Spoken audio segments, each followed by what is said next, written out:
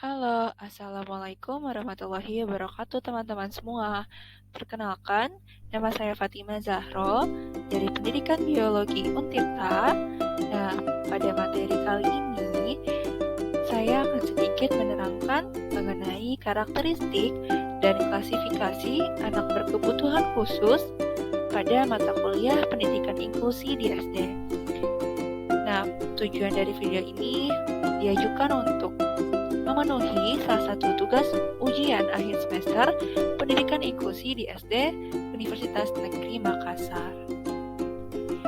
Nah, pada materi kali ini mengenai tentang karakteristik dari anak berkebutuhan khusus, kita akan sama-sama membahas tentang tunanetra, tunarungu, tunagrahita, dan tunadaksa, serta tunalaras.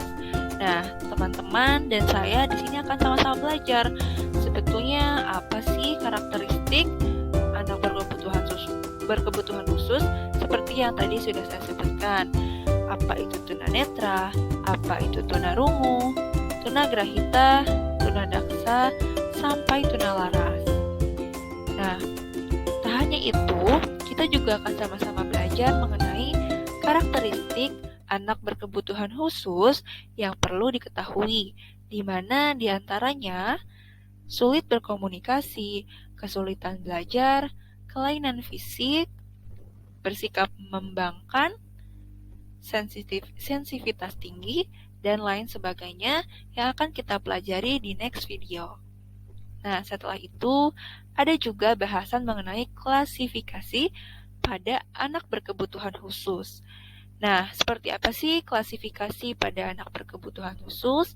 Nah, kita akan sama-sama belajar mengenai kelainan fisik, kelainan mental, dan kelainan perilaku sosial yang dialami oleh anak-anak berkebutuhan khusus. Nah, teman-teman, semoga dapat menyaksikan video ini sampai habis dan menyaksikannya dengan seksama. Semoga video ini nantinya dapat memberikan informasi dan menambah wawasan teman-teman semua. So, jangan lupa untuk selalu disimak ya. Oke, sekarang kita kepada karakteristik anak berkebutuhan khusus, yaitu tunanetra. Nah, sebelumnya teman-teman semua tahu tidak ya apa tunanetra?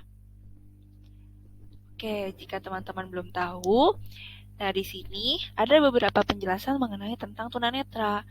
Nah, tunanetra sendiri secara mendasar dapat diartikan sebagai anak-anak yang mengalami gangguan pada fungsi penglihatan. Ya, khususnya pada fungsi penglihatan yang bisa kita kenal dengan organ mata. Nah, beberapa ahli seperti Geja Raharja dan Sujarwanto serta Gargiulo mendefinisikan dari ketunanetraan ini menjadi 3 kategori, yaitu buta-buta, buta fungsional, dan low vision.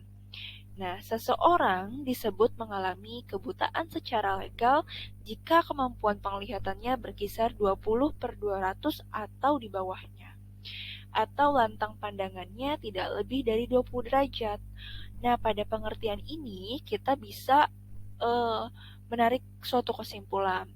Seperti seorang anak dites dengan menggunakan Snellen chart atau kartu Snellen, di mana anak harus dapat mengidentifikasi huruf jarak pada jarak 20 kaki atau setara dengan 6 meter.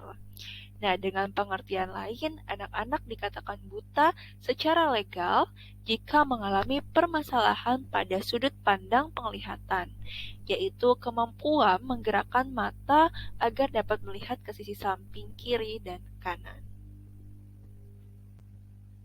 Yang selanjutnya ialah tunarungu. Nah, tunarungu sendiri dapat diartikan sebagai gangguan pendengaran. Ya, dan ini terjadi pada organ telinga.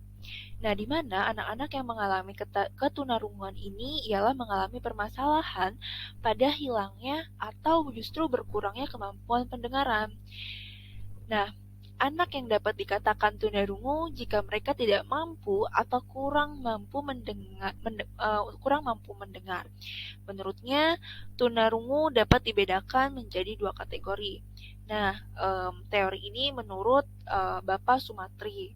Nah, di mana seseorang benar-benar tidak dapat mendengar dikarenakan hilangnya fungsi dengar pada telinganya. Nah, sedangkan kurang dengar merupakan kondisi di mana seseorang mengalami kerusakan pada organ pendengarannya, tetapi masih dapat berfungsi untuk mendengar meskipun dengan atau tanpa bantuan alat pendengar. Ya, selanjutnya ada tunadaksa. Nah, tunadaksa sendiri dalam konteks pendidikan khusus di Indonesia sebetulnya dapat diartikan sebagai gangguan motorik. Dan pada konteks lain dapat kita temui penggunaan istilah lain dalam menyebut utamanya anak tunadaksa ialah anak yang mengalami gangguan fungsi gerak yang disebabkan oleh permasalahan pada organ gerak tubuh. Nah, sebetulnya ada juga yang disebut dengan tunagrahita. Nah, tunagrahita sendiri itu merupakan istilah yang disematkan bagi anak-anak berkebutuhan khusus yang mengalami permasalahan seputar intelijensia. Nah, tunagrahita sendiri juga merupakan kelompok dari beberapa anak berkebutuhan khusus. Namun, dalam bidang pendidikan, mereka memiliki hambatan yang sama dikarenakan permasalahan intelijensi. Atau dalam bahasa asing, anak-anak yang mengalami permasalahan intelijensi ini memiliki beberapa istilah penyebutan antara di mana IQ-nya itu di bawah 35. Sedangkan klasifikasi lain dapat didasarkan pada kemampuan yang dimiliki, yaitu ringan mampu dididik, sedangkan mampu latih, dan berat itu mampu rawat. Nah, dan yang terakhir ada tunalaras. Nah, anak dengan tunalaras ini merupakan konteks dengan batasan-batasan yang sangat rumit tentang anak-anak yang memang mengalami masalah tingkah laku. Nah, istilah tunalaras itu sendiri belum dapat diterima secara umum. Namun pada intinya sebutan anak tunalaras ini merupakan gangguan perilaku yang menunjukkan suatu penentangan terhadap norma, aturan, yang memang telah diterapkan secara sosial di masyarakat, seperti mencuri, mengganggu ketertiban, dan bahkan bisa sampai melukai orang lain. Oke teman-teman, sekarang kita lanjut kepada karakteristik anak yang perlu kita ketahui khususnya untuk anak berkebutuhan khusus. Tadi kita kan sudah belajar mengenai macam-macam karakteristik seperti tunalaras, tunadaksa, tunagrahita, dan lain sebagainya. Nah, ini yang perlu kita ketahui, di mana di antaranya karakteristik anak berkebutuhan khusus ini seperti sulit berkomunikasi, kesulitan belajar, adanya kelainan fisik, bersikap membangkang, emosional, sulit menulis atau membaca, tidak mengerti arah, berbicara tanpa henti, sensitivitas tinggi, melukai diri sendiri, trigger tanpa alasan, introvert, berprasangka, bahkan bisa melukai dirinya sendiri ataupun orang lain. Nah, itu beberapa hal yang memang perlu kita ketahui sebagai calon-calon pendidik untuk mengetahui karakteristik anak berkebutuhan khusus yang memang sangat perlu kita pahami karakteristik tersebut. Dan yang terakhir mengenai klasifikasi ABK atau anak berkebutuhan khusus. Nah, dari klasifikasi ini terbagi 3. Ada kelainan fisik, nah di mana kelainan fisik ini ialah kelainan yang terjadi pada satu atau lebih organ tubuh tertentu. Akibat kelainan tersebut timbul suatu keadaan pada fungsi fisik tubuh anak berkebutuhan khusus di mana tidak dapat menjalankan tugasnya secara normal. Tidak berfungsinya anggota fisik terjadi pada seperti alat fisik indera, misalnya pada pendengaran, pada penglihatan, pada fungsi organ bicara, alat motorik tubuh, bahkan pada kelainan otot dan tulang. Nah, selain itu ada juga kelainan mental. Nah, anak berkebutuhan khusus yang memiliki kelainan mental dalam aspek kelainan mental ini ialah anak yang memiliki penyimpangan kemampuan berpikir secara kritis, logis, dalam menanggapi dunia sekitarnya. Kelainan pada aspek mental ini dapat menyebar ke dua arah, yaitu kelainan mental dalam arti lebih supernormal atau bahkan kelainan mental dalam arti kurang, yaitu subnormal. Dan yang terakhir, teman-teman sekalian, yaitu kelainan berupa perilaku sosial. Nah, kelainan berupa perilaku sosial ini atau tuna lara sosial adalah mereka yang memang mengalami kesulitan untuk menyesuaikan diri terhadap lingkungan, tata tertib, norma sosial, dan lainnya ketika mereka menghadapi masyarakat luas. Oke, teman-teman.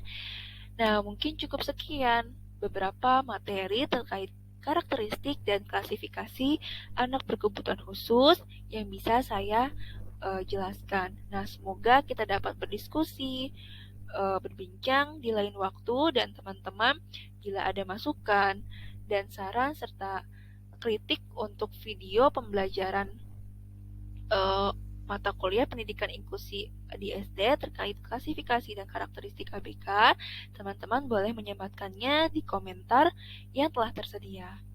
So, terima kasih banyak. Semangat selalu, dan jangan lupa untuk selalu menyimak video pembelajaran lainnya. Terima kasih. Wassalamualaikum warahmatullahi wabarakatuh.